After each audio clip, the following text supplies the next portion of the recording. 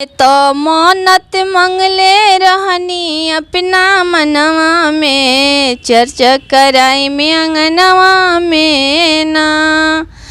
शिव गुरु मन्नत मंगले रहनी अपना मनवा में, चर्चा कराई में अंगनवा में ना।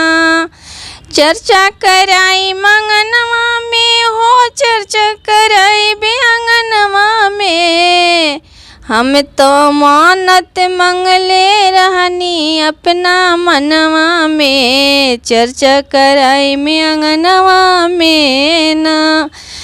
दया कृपा राखे में हमारी भावनवा में, शिव गुरु चर्चा कराई में अंगनवा में ना।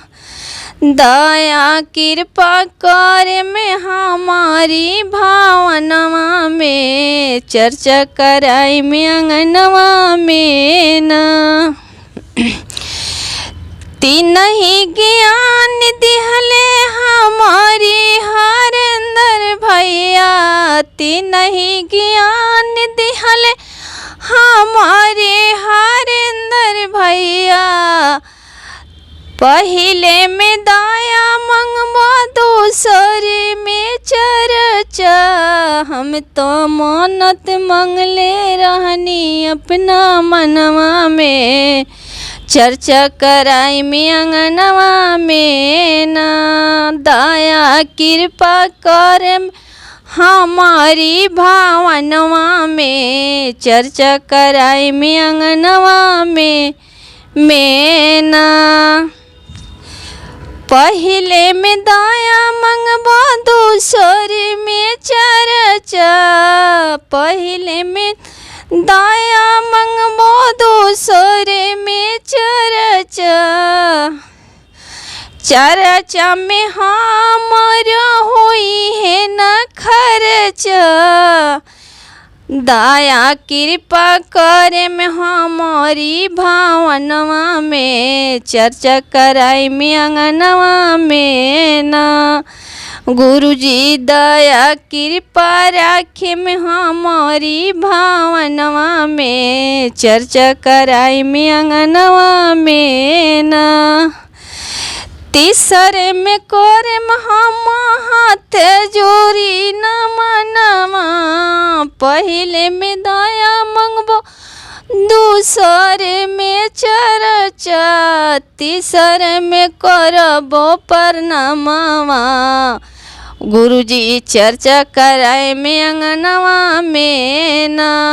हम दया कृपा राखे में हमारी भावनवा में, चर्चा कराई में अंगनवा में ना।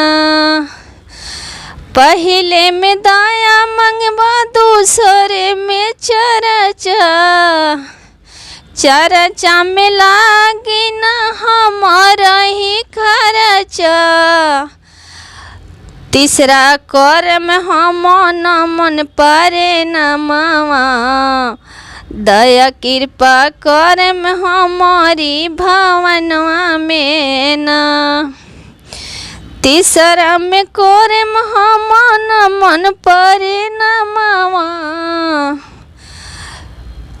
दया कृपा करे में हमारी भावनवा में, चर्चा कराई में अंगनवा में ना। दया कृपा राखे में हमारी भावनवा में, चर्चा कराई में अंगनवा में ना। देव के देव महादेव के दानी, दुनिया में सुननी बड़ी है दानी। दया कृपा करे हमारी भावनवा में, चर्चा कराई में अंगनवा में ना। सबक के देवेनी अटड़ी मोहाली, दुनिया में सुनी निजे बड़ी है दानी। दया कृपा राखे हमारी भावनवा में, चर्चा कराई में अंगनवा में ना।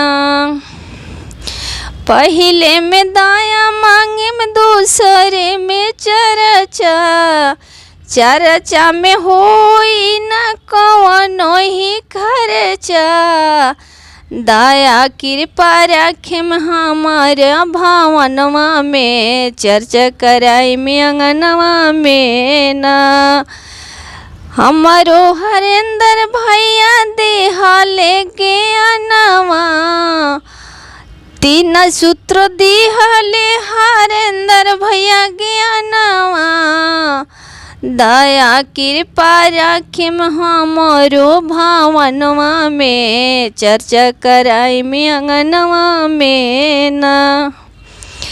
सबका दुनिया में सोने नी बड़ी हई दानी।